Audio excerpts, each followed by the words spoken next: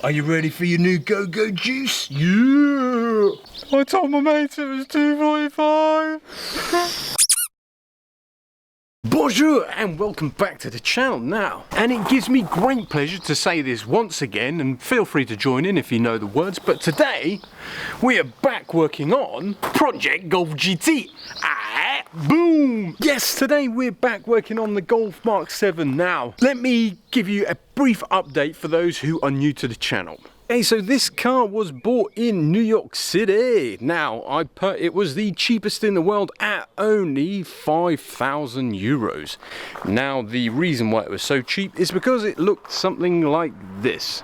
Yeah, the previous owner had it all for only 1 month. He absolutely totaled it. It then got sent to Copart auctions where Wimpy stepped in and bought it for the grand total of 5,000 euros. A bargain. I then stuck it on a ship and brought it over here to France, where I then parked it in front of my old Wimpy cabane, where its father is currently taking its spot, and rebuilt it back to OEM state. But yeah, here it is, fully OEM, fully restored, back rebuilt, back on the streets and tearing up the country roads. And I've been driving it a lot.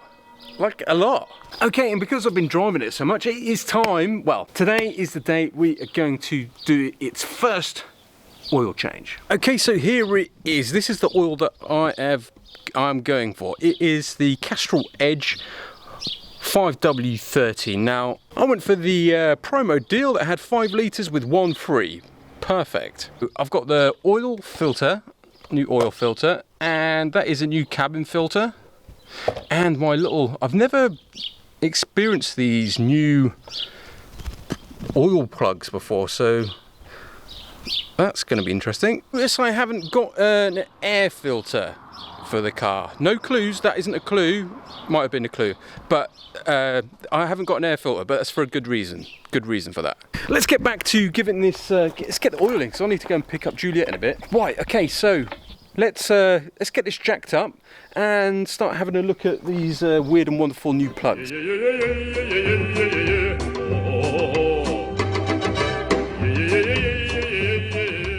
Okay, so this looks all pretty straightforward. Let's just undo the cap first.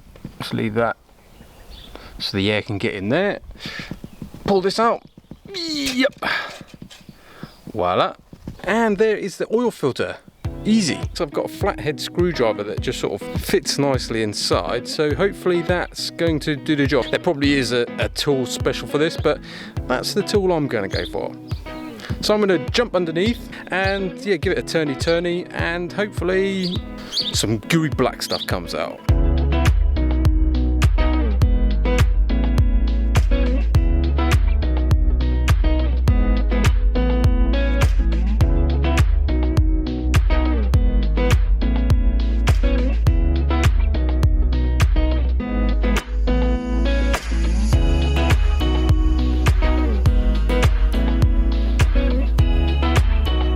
Leaving that to finish up pouring out. In the meantime, I'm going to grab my socket set and start removing the filter cap.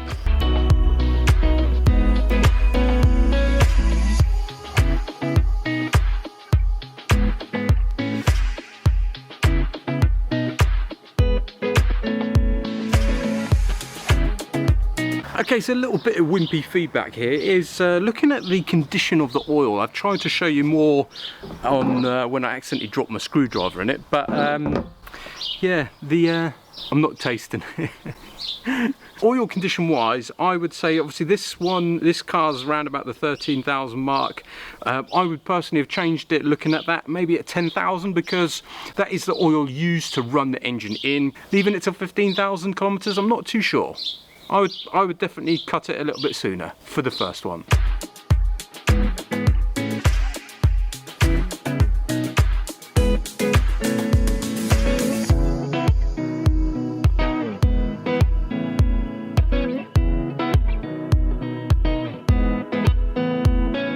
Like it says on top of the cap, 25 Newton meters, and we're all good.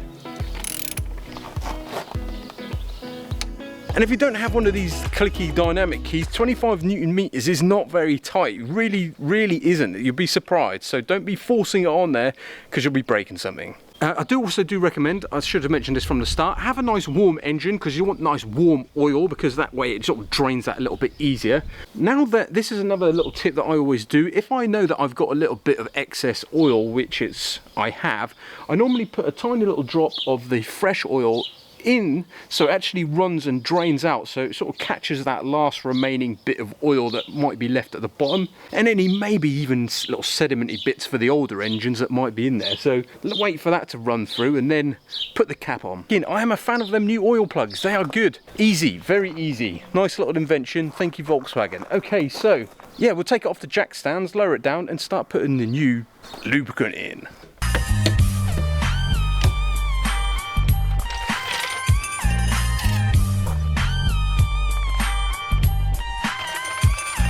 The oil capacity is 5.7 litres, so I'm going to go under that, about 5 and a bit, and then go with the dipstick thereafter. That's right, I got you the good stuff. Yeah, guzzle that in. Voila.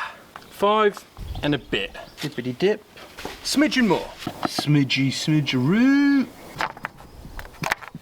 Okay, so oil is all done, oil change is all done. Let's just fire her up, let it circulate that new delicious Castrol goodness. Sounds delicious.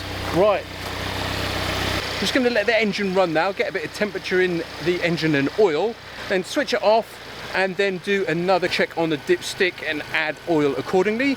And in the meantime, I'm going to change the cabin filter. And it was actually whilst looking in the glove box where the cabin filter is that I found some vital information regarding buying the correct oil, but at the same time exposed Copart for lying to me when I bought the car in the first place. And to best explain this, let's just rewind back to, I think it was episode 2 of this build. A few different variations, obviously, of these cars. There's a 230 bhp and a 245, 250.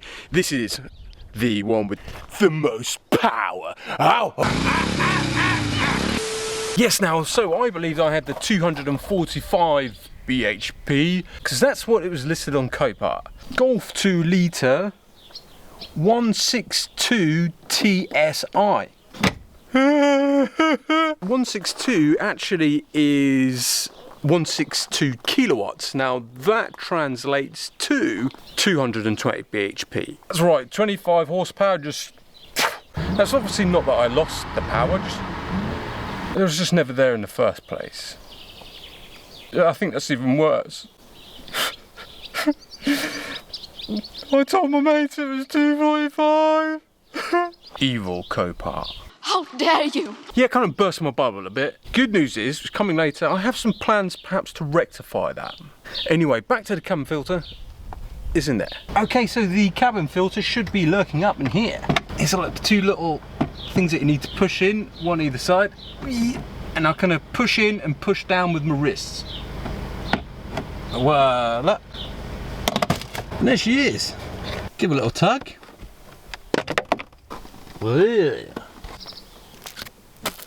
Airflow going down that way. Pokey pokey. Okay, time for the oil reset. Ignition is off. Hold this. Press that. Press again. Service interval was reset. So ask you a question, just press again to say yeah. Service. Oil service in, it's a bit of an odd number because it would have been calibrated to 10,000 miles. So that is 10,000 miles and 1 year. But it's reset. Okay, oil change over then. Time then for the epically cool news. And the only way to, well, I thought I was throwing in a clue there about I was not changing the air filter today, because that would be a waste of time. Years. Ooh, Ram air filters. Ooh. Your order from Ram air filters has been dispatched via DHL Express, followed by an email from DHL Express to say it's on the way. Yeah, can you believe it? Ram Air, who are based in the UK, are sending me out a Ram Air high performance air intake for the GTI. Yeah, so not only will it make the engine bay look totally cool, it'll make it sound proper cool like Darth Vader hearing that turbo. And it should help me gain those 25 BHPs that I never had all in the first place. But we'll get more power. So it looks like it won't be long until my performance air intake arrives. So make sure your post notifications are turned on. And until next time, that just leaves me to say, I hope you've enjoyed this little service. I hope you enjoyed to see the Golf back on the channel. But until next time, I've been Wimpy. You've been awesome for watching. Thank you so much. And I'll see you in the next video. Laters.